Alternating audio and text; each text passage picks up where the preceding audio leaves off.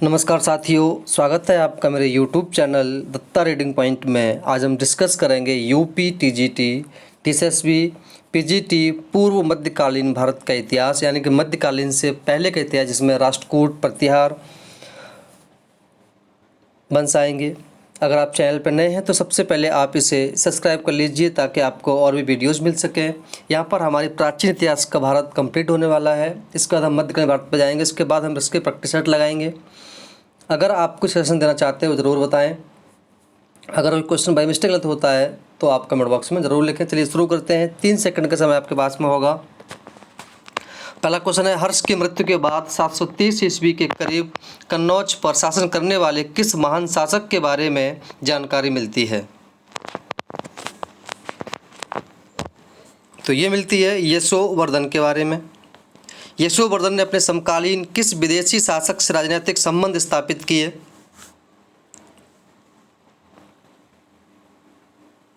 उसके साथ संबंध चीन से थे। त्रिपक्षीय संघ की शुरुआत किसने की? त्रिपक्षीय संघ की शुरुआत गुर्जर प्रतिहार वंश के वत्सराज ने की। त्रिपक्षीय संघर्ष में अंतिम सफलता मिली, ये जो मिली ये गुर्जर प्रतिहार वंश के लोगों को मिली। त्रिपक्षीय संघर्ष में हिस्सेदार राजवंशों में सर्वाधिक शक्तिशाली थे, तो ये राष्ट्रकूट जो थे सबसे ज़्यादा शक्तिशाली थे।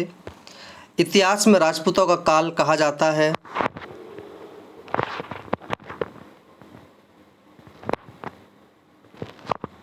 सात सौ 750 से 1200 ईस्वी के मध्य के समय को इतिहासकार बी स्मिथ ने राजपूतों की उत्पत्ति माना है।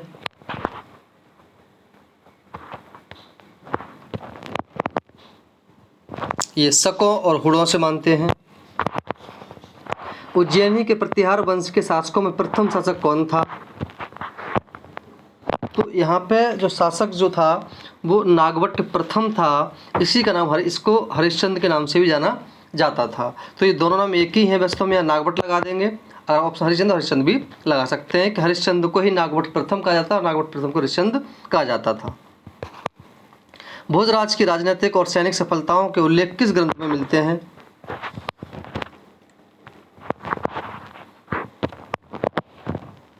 ये राजतरंगी और सुलेमान यानी कि उपयुक्त दोनों में मिलते हैं। आंसर सी आपको हो जाएगा, उपयुक्त दोनों। किस विदेशी यात्री ने मिहिर भोज की सैनिक और प्रशासनिक क्षमता की प्रशंसा की? ये सुलेमान ने की। निम्नलिखित कृतियों में किसकी रचना राजशेखर ने नहीं की है? तो ये नव शांक चरित्र की। राजशेखर ने अपने जीवन के अंतिम दिनों में किस राजवंश के शरण में चला गया था?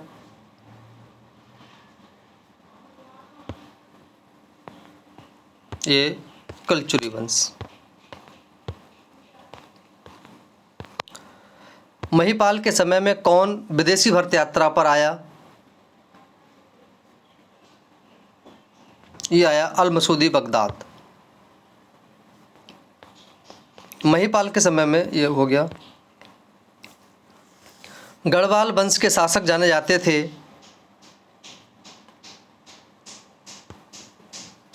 काशी नरेश के रूप में। तुरुष्क दंड नामक कर जो संभवतः मुस्लिम आक्रमण को रोकने के लिए सेना के खर्च क्षेत्र वसूला जाता था, को किस वंश वसूला जाता था? वो कौन से थे? ये चंद्रदेव। शकंभरी सांवर के चहमान वंश के शासक किसे के सामंत थे? ये गुर्जर प्रतिहार के सामंत थे। चहमान वंश का संस्थापक किसे माना जाता है?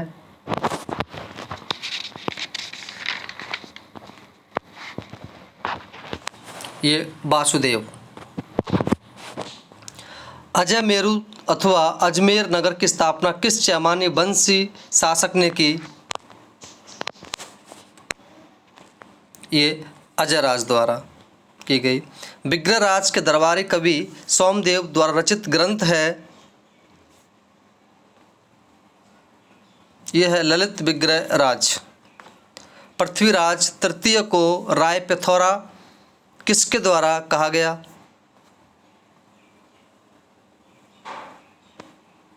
ये कहा गया मुसलमानों द्वारा। पृथ्वीराज तृतीय के दरबार को सुशोभित करने वाले महत्वपूर्ण कवि थे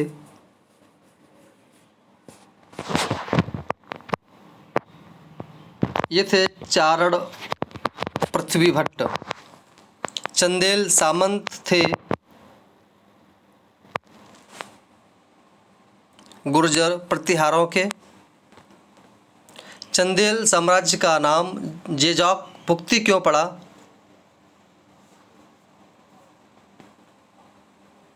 क्योंकि प्रारंभिक शासक जेजांग या जयशक्ति के कारण। चंदेल वंश का संस्थापक किसे माना जाता है? इसका संस्थापक नन्नुक को माना जाता है। चंदेलों की राजधानी कहाँ पर थी?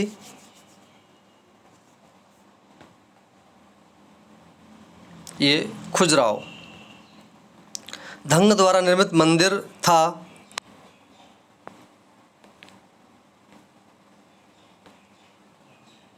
तो इसका आंसर हो जाएगा उपरोक्त सभी, यानी कि लगभग उपरोक्त सभी वाले ऑप्शन में लास्ट वाला ऑप्शन नहीं होता है ज़्यादातर। परवर्ती चंदेल शासकों में महत्वपूर्ण था परमार्दी या परिमल। मालवा के परमार वंश का स्वतंत्र संस्थापक कौन था?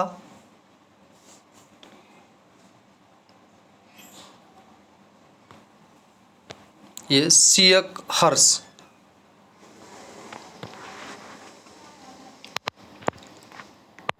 परमार शब्द का शाब्दिक अर्थ है शत्रु का मारक। पाल वंश के पतन के बाद बंगाल में किस शक्तिशाली वंश का शासन हुआ? ये हो जाएगा सेन वंश का। गुजरात के चालुक्य सोलंकी राजपूत थे, इनका बातापी या बादामी के चालुक्य वंशों से कोई संबंध नहीं था। गुजरात के चालुक्य वंश की स्थापना किसके द्वारा की गई थी?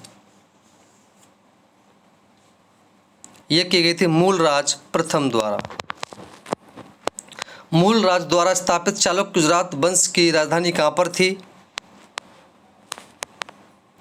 ये थी अनिलवाड़। कुमारपाल को जैन धर्म में दीक्षित करने वाला जैन विद्वान कौन था? ये था हेमचंद्र। कुमारपाल की जीवनी पर आधारित कुमारपाल चरित्र की रचना किसने की है?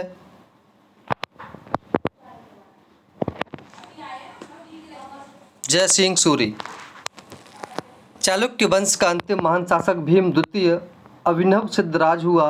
उसने 1178 ईस्वी में आबू पर्वत के समीप किस शासक को पराजित किया?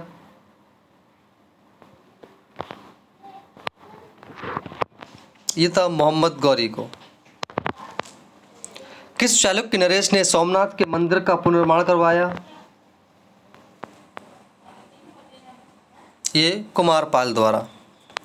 गोपाल ने कहाँ पर एक विहार का निर्माण कराया था? गोपाल ने उदंतपुरी में एक विहार का निर्माण कराया। धर्मपाल ने निम्नलिखित में से कहाँ पर एक स्तूप का निर्माण कराया?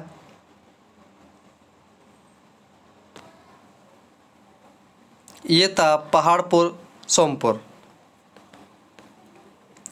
निम्न में से किसके पुनर्जीवन के लिए धर्मपाल ने 200 गांवों का अनुदान किया?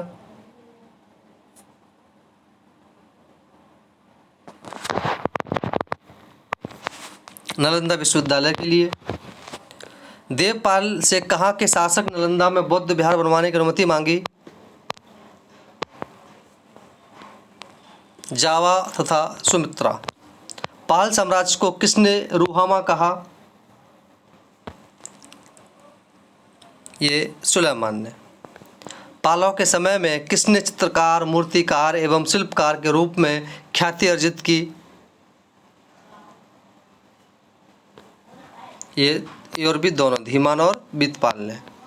बौद्ध धर्म में किस स्वरूप का विकास पालों के समय में हुआ?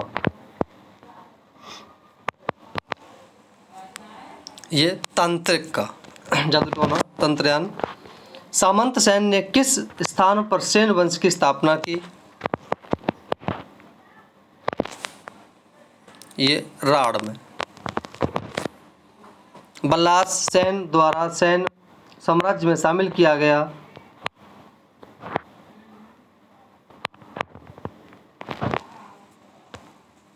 सी, ए और बी दोनों, उत्तरी बिहार और मिथिला।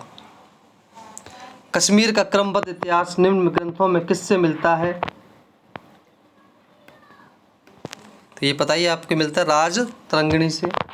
पूर्व मध्यकाल में उड़ीसा पर राज शासन करने वाले राजवंशों में प्रमुख थे।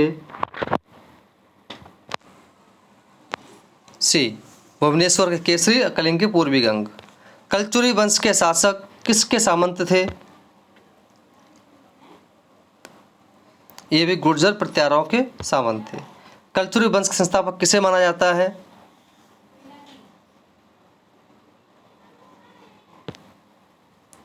ये माना जाता है कोकल देव को। कलचुरी वंश के किस शासक ने प्रयाग, काशी, कुंतल आदि को जीतकर विक्रमादित्य की उपाधि धारण की? ये कर्णदेव। भारत में सामंतवादी व्यवस्था के पनपने के क्या कारण थे?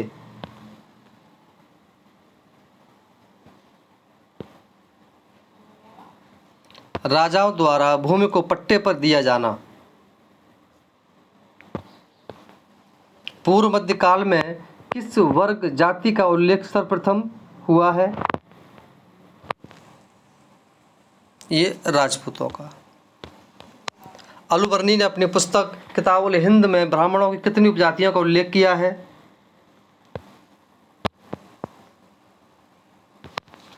16 जाति। अलबरूनी के अनुसार अस्पृश्य की श्रेणी में निकृष्टतम थे।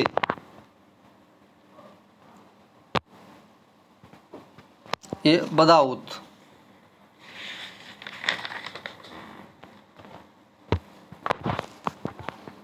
पूर्व मध्यकाल में सर्वाधिक महत्वपूर्ण वर्ण संस्कार संकर जाति कौन थी? कायस्थ। पूर्व मध्यकाल में कृषक शूद्रों के लिए किस विद्वान ने कुतुम्बिन शब्द का प्रयोग किया है? यह किया है हेमचंद्र ने। पूर्व मध्यकाल में प्रचलित कर प्रणाली का सबसे असमान लक्षण था।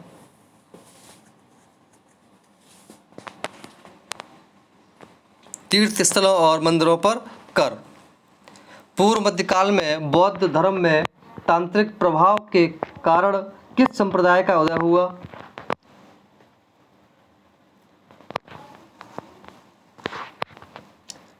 यह हुआ वज्रयान शाखा का। वज्रयान संप्रदाय के लोग किसकी उपासना करते थे?